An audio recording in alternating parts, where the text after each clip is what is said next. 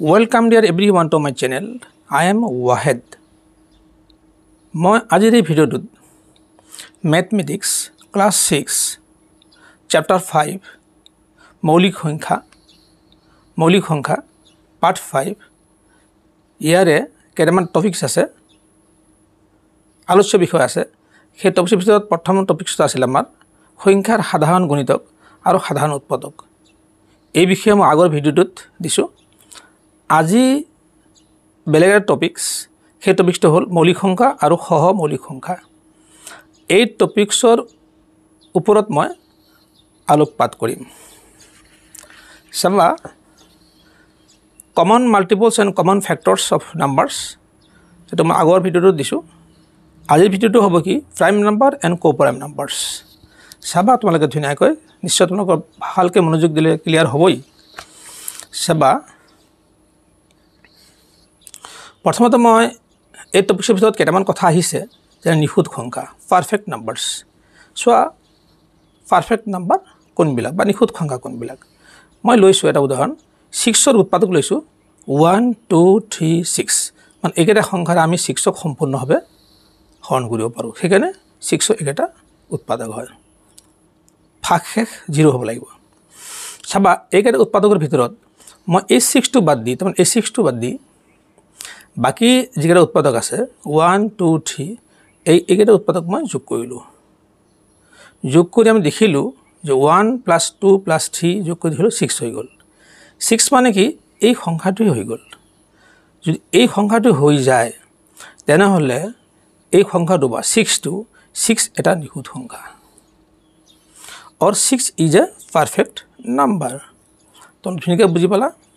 এটা আমি আকৌ চাম এতিয়া নর উৎপাদক আমি চাম নর টু পারফেক্ট নাম্বার হয় না নহয় 1 3 9 এটা উৎপাদক আমি পালো এই নর টু এই 9 টু বাদ দি আমি এই দুটা আমি যোগ কৰি চাম 1 + 3 = 4 তামান 9 নহল 4 not equal to 9 ওদিকে 9 টো এটা নিখুঁত সংখ্যা নহয় 9 নিখুঁত সংখ্যা নহয় 9 is not a perfect number এটা আমি চাম is 28 a perfect number 28 এটা নিখুঁত সংখ্যা হয় না আমি চাম आंसर 28 এর উৎপাদক আমি চাব লাগিব 1 2 4 7 14 28 এটা হল কি আমাৰ 28 এর উৎপাদক হয় আমি এই 28 টো বাদ দি বাকিবিলাক আমি যোগ কৰি চাম 1 + 2 + 4 + 7 + 14 এটা আমি দেখিলো যোগ কৰি যে 14 আৰু 7 যোগ কৰিলে কিবা 21 হ'ব 21 আৰু 5 4 25 25 and 2 27 21 7 আৰু 1 28 হৈ যায় গতি এই সংখ্যাটোই হৈ গল তো বুজা গল 20 yes 28 এটা পারফেক্ট নাম্বার হয় yes 28 is a perfect number এটা আমি পাই গল ধুনীয়াকৈ নিশ্চয় তোমালোকৰ ক্লিয়াৰ হৈছে ইয়াৰ পিছত চাবা তোমালোকে এটা কোৱেশ্চন আছে তোমালোকৰ কাৰণে is 12 a perfect number 12 এটা নিখুঁত সংখ্যা হয়নে তোমালোকে কমেন্টত জনাবা নিশ্চয় ইয়াৰ পিছত চাম ইয়াৰ পিছত আছে আমাৰ মৌলিক সংখ্যা চাবা তোমালোকে প্ৰাইম নাম্বাৰস মৌলিক সংখ্যা এইটো ইম্পৰ্টেন্ট কথা 1 is not a prime number 1 টো কিন্তু মৌলিক সংখ্যা নহয় এটো ভালকে মনত ৰাখিবা মই তিনিবাৰ কৈছো 1 is not a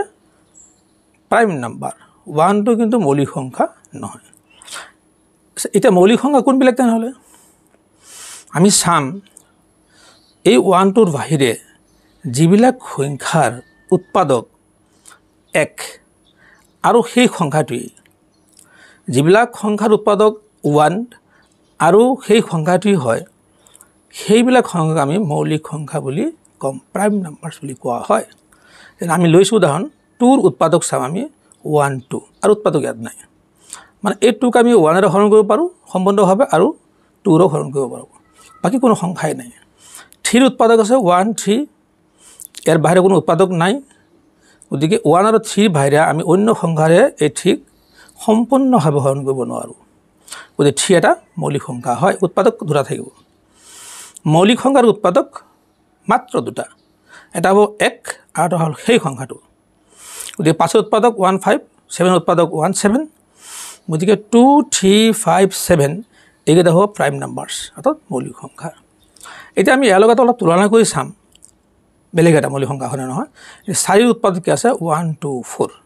আমি এই 4ক 1 ৰে হৰণ কৰিব পাৰো 2 ৰে হৰণ কৰিব পাৰো আৰু 4 ৰো সম্পূৰ্ণভাৱে হৰণ কৰিব পাৰো ভাগশেষ 0 থাকিব গতিকে 4 উৎপাদক এখিনি 6 উৎপাদক 1 2 3 6 8 উৎপাদক 1 2 4 8 9 উৎপাদক হ'ব কি 1 3 9 গতিকে দুটাতকৈ বেছি উৎপাদক আছে এই 4 6 8 9 আৰু আছে এনেকুৱা বহুত সংখ্যা দুটাতকৈ বেছি উৎপাদক থাকিলে আমি এইবিলাক মৌলিক সংখ্যা ক'ব নোৱাৰো এইবিলাক হ'ল কি কম্পোজিট নাম্বাৰছ তাৰমানে যৌগিক সংখ্যা এই গোটেই সংখ্যাটো তাৰমানে এই গোটেইখিনি কি আমাৰ আছে কম্পোজিট নাম্বাৰছ বা যৌগিক সংখ্যা এতিয়া আমি চাম 9 এটা মৌলিক সংখ্যা হয়নে ইজ 9 এ প্ৰাইম নাম্বাৰ আমি তাৰ আনসাৰবিলাক উলিয়াই লম চাবা তোমালোকে ধুনীয়াকৈ চাবা 9 ৰ উৎপাদক আমি জানো ইয়াত তোমালোকে 9 ৰ উৎপাদক ধুনীয়াকৈ দিয়া আছে এয়া 139 139 উৎপাদক কেইটা হ'ল তিনটা হ'ল তে তিনটা উৎপাদক হ'লে এটো এটা প্ৰাইম নাম্বাৰ নহয় it is not a prime number এটো এটা মৌলিক সংখ্যা নহয় তোমালোকে অলপ মন দিবা 9 is not a prime number 9 টো এটা মৌলিক সংখ্যা নহয় কাৰণ এৰ উৎপাদক তিনটা হৈ গল মৌলিক সংখ্যাৰ উৎপাদক কেটা থাকে দুটা থাকে এটা হল 1 আৰু হল সেই সংখ্যাটোৱে গতিকে 9 টো এটা মৌলিক সংখ্যা নহল এই কাৰণে যে এৰ উৎপাদক তিনটা আছে এটা আমাৰ কোৱেশ্চন আছে এটা যে 1 আৰু 12 ৰ মাজত কেইটা মৌলিক সংখ্যা আছে 1 আৰু 12 ৰ মাজত আমি চাম 2 3 5 7 11 এইকেইটা হ'ব আমাৰ কি মৌলিক সংখ্যা 1 আৰু 12 ৰ মাজত ধুনীয়াকৈ নিশ্চয় বুজি পাইছা কাৰণ এইকেইটা সংখ্যাৰ উৎপাদক মাত্ৰ দুটা আছে তাৰে তোমালোকে ইয়াত কেইটামান পাইছাই 2 পাইছা 3 পাইছা 5 পাইছা 7 পাইছা খালি 11 পোৱা নাই 11 ৰ উৎপাদক দুটাই আছে এটা হল 1 এটা আৰু এটা 11 নিশ্চয় বুজি পাইছা নিশ্চয় তোমালোকৰ ক্লিয়াৰ হৈছে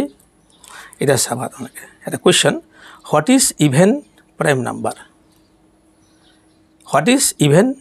প্ৰাইম নাম্বাৰ ইভেন মানে কি যুগ্ম মৌলিক সংখ্যাটো কি যুগ্ম মৌলিক সংখ্যাটো কি তোমালোকে নিজে আনসাৰটো কৰিবা ইয়াতে তোমালোকে আনসাৰটো আছে আনসাৰ এই পেজতে আছে গতিকে ধুনীয়াকৈ তোমালোকে আনসাৰটো কমেন্টত দিবা ইয়াৰ পিছত চোৱা তোমালোকে আৰু এটা কথা আছে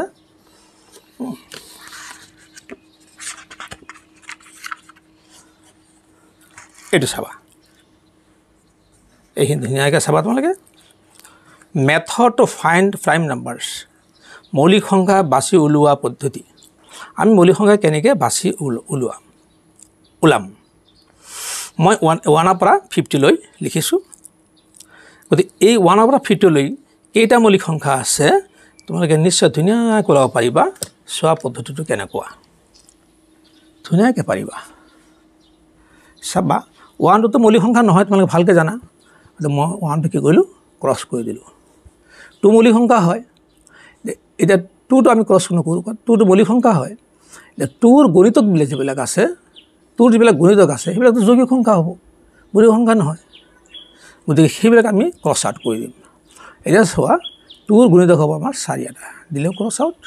6 এটা কাৰণ 2 ৰে কোনো সংখ্যা কোন গলে 6 হ'বই 8 এটা ক্ৰস কৰি দিলো 10 এটা 2 5 গুণ 10 2 6 গুণ 12 2 7 গুণ 14 এনেকৈ যাব 16 এটা 18 এটা ক্ৰস আউট 20 ক্ৰস আউট 2 ৰ গণিতক 22 2 ৰ গণিতক 24 2 ৰ গণিতক 26 2 ৰ গণিতক 28 30 32 34 36 38 আৰু 40 সেবা তোমালোকে 42 44, 46, 48 আৰু 50 এইকেইটা হ'ল 2ৰ গুণিতক মানে 2ৰে অন্য সংখ্যাক পূৰণ কৰিলে এইবিলাক সংখ্যা ওলাব এটা আমি চাম 2টো হ'ল মৌলিক সংখ্যা হয় 3টো মৌলিক সংখ্যা হয় এটা 3টো আমি ক্ৰছ আউট নকৰোঁ মৌলিক সংখ্যা যেহেতু হয় 3ৰ গুণিতক যিবিলাক আছে আমি এটা ক্ৰছ আউট কৰি দিম 3ৰ গুণিতক হ'ব কি 3 × 9 9টা ক্ৰছ আউট কৰিলোঁ তাৰপিছত 15টা 3 5 গুণ 15 ক্ৰছ আউট কৰিলোঁ তাৰপিছত আমি চাম 3 7 গুণ 21 ক্ৰছ আউট কৰিলোঁ 3 9 গুণ 27 ক্ৰছ আউট কৰি দিলোঁ তাৰপৰা 3 11 33 ক্ৰছ আউট কৰিলোঁ এইটো এটা হ'ব 3 13 39 ক্ৰছ আউট কৰিলোঁ 3 15 45 ক্ৰছ আউট কৰিলোঁ আৰু নাই এতিয়া আমি চাম 5টো আমাৰ মৌলিক সংখ্যা হয় 5ৰ গুণিতক আৰু নাই নহয় গোটেইখিনি শেষ হ'ল 5ৰ গুণিতক এইবিলাক আছিল আৰু এইটো আছিল 5ৰ ঘৰৰ ভিতৰত এই 5ৰ গুণিতক সেই 5ৰ গুণিতক আছে গতিকে 5ৰ গুণিতক আমি ক্ৰছ আউট কৰিলোঁ চাবা 5ৰ গুণিতক আছে নেকি আৰু চাব লাগিব এইটো আমি 5ৰ গুণিতক এটা পালোঁ 5 5 গুণ 25 5ৰ গুণিতক পালোঁ এইয়া 5 7 35 5ৰ গুণিতক আমি ক্ৰছ আউট কৰি দিলোঁ আৰু আছেনে 5ৰ গুণিতক নাই নাই গতিকে আমি এটা 7ৰ গুণিতক আছেনে আৰু আমি চাম 7ৰ গুণিতক 7ৰে পূৰণ কৰি যিবিলাক হয় নাই নাই 3 7 21 7 3 21 এইটো গুচি গ'ল আগতে 7ৰ গুণিতক নাই নাই 7ৰ গুণিতক নাই এই 7 7 গুণ 49 এটা ক্ৰছ আউট কৰি দিলোঁ 7 7 গুণ 49 ক্ৰছ আউট হৈ গ'ল এটা আমাৰ 11ৰ যেটো মানে 11 তো আমাৰ এটা বাকি চাম আমি এতিয়া এই বাকি যিবিলাক ক্ৰছ আউট নহ'ল সেইবিলাক হ'ব কি 1 পৰা 50 লৈ মৌলিক সংখ্যা হয় এটা আমি চাম 2 3 5 7 এইবিলাক ক্ৰছ আউট হোৱা নাই এইবিলাক মৌলিক সংখ্যা হয় 11 17 19 এটা আমি চাম 29 এটা 31 37 41 43 47 এইকেইটা হ'ব মৌলিক সংখ্যা তোমালোকে নিশ্চয় ধুনীয়াকৈ বুজি পাইছা নিশ্চয় তোমালোকৰ ক্লিয়াৰ হৈছে ভিডিঅ'টো চাই কেনে লাগিল কমেণ্টত জনাবা এটা লাইক দিবা নিশ্চয় বেছি বেছিকৈ শ্বেয়াৰ কৰিবা তোমালোকৰ বন্ধু বান্ধৱৰ লগত আৰু চেনেলটো ছাবস্ক্ৰাইব কৰিবলৈ নাপাহৰিবা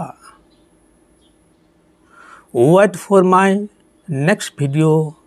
thank you